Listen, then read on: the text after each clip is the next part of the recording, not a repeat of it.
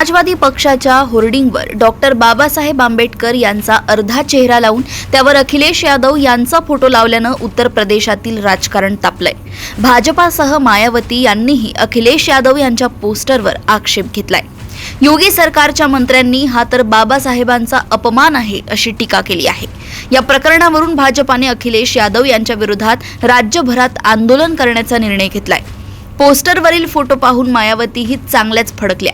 आपण बाबासाहेब आंबेडकरांचा अपमान करतोय याची जाणीव समाजवादी पक्ष आणि काँग्रेसलाही नाही असं सांगत त्यांनी रस्त्यावर उतरण्याचा इशारा दिलाय। बहुजन समाज पार्टीच्या नेत्या मायावती यांनी ट्विटरवर या प्रकारावर भाष्य केलंय। भारतीय संविधान निर्माते परमपूज्य डॉक्टर बाबासाहेब आंबेडकर यांचा अपमान आम्ही कधीही सहन करणार नाही। विशेषतः समाजवादी पक्ष आणि काँग्रेसने याची काळजी घेतली पाहिजे, नाहीतर बसपा त्यांच्या विरोधात रस्त्यावर उतरू शकते असं त्यांनी म्हटलंय।